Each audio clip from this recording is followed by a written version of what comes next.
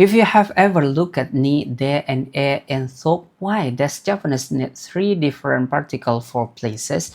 You are not alone. Most N5 learners try to memorize spirit meaning like ni means in or at, de means at or in, e means to or toward, and then everything starts to feel the same and very confusing. But with one simple idea, the VENOM formula, these three particles finally start to make sense. Today I'm going to show you how ni, de, and e connect places to action, so you never have to guess again. I'm Hassan and this is Lingua Asia, where Asian languages are simplified by VENOM formula, so you can speak using clear verbal and nominal pattern. Let's begin. The VENOM idea is simple. Every sentence has two sides. There is the verbal side, which is the action or state. Things like to go, to play, to study, and so on. Then there is the nominal side, which is the people, places, and things like school, park, home, library in Japan. Japanese grammar is mostly about how we connect these nominal things to the verbal action. Ni, de, and e all connect places to the verb, but they each do it in slightly different way. Once you understand that difference, N5 sentences become much easier.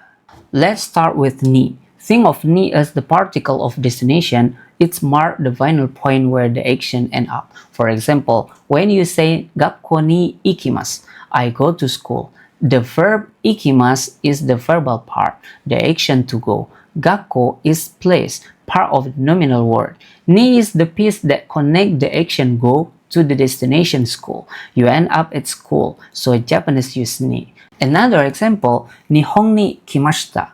I came to Japan. Here again, the action is came and Japan is final point you arrive at.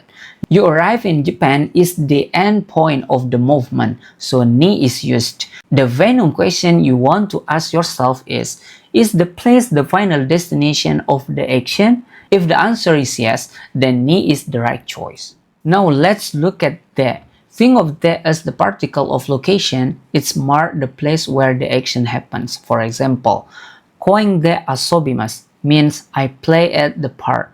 Asobimasu is the verbal part, the action to play. Koen is the place, the park, part of nominal word. They connect the action to the location where it happens. In the sentence, you are not talking about going to the park. You are already there, and the action of playing happens there. So Japanese use that. Another common example is Toshokan de benkyou shimasu. I study at library. The library is the place where the studying happens. It's the location of the action. So again, de is used. The VENOM question here is this place where the action is happening? If the answer is yes, then you use de. Finally, let's talk about e. Think of e as particle of direction. It shows where the action is heading, but it doesn't strongly focus on arrival. For example, eki ikimasu means I'm going toward the station. Ikimasu is the verbal part, the action to go. Eki is the station, nominal place. E connect the action to the direction. The feeling is more like toward the station, not strongly I have arrived at the station. In real life, Japanese speakers often use ni and e in similar situations with verbs like ikimasu and kimasu. The difference is in nuance. Ni feels more like destination, the endpoint. E feels more like a direction, the way you are heading. So your VENOM question here is the focus on the direction I'm heading? If yes, you can use e. Now let's put everything together using a VENOM view. First, find the verbal side, the verb. It might be ikimasu, kimasu, asobimasu, benkyou shimasu, or another action. Then find the nominal side, the place such as gakko, nihon, koen, toshokan, or eki.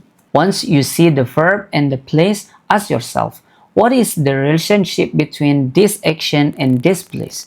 If the place is destination, the final point you reach, like going to school or coming to Japan, then ni is used. If the place is the location where the action happens, like playing at the park or studying at the library, then de is used. If the place is more about the direction you are heading toward, like going toward the station, then e is used. You can think of it as a simple mantra. Ni is where you end up, the destination. De is where the action happens, the location. E is where you are heading, the direction. When you think is verbal and nominal pattern like this, you don't have to memorize 10 different dictionary meanings.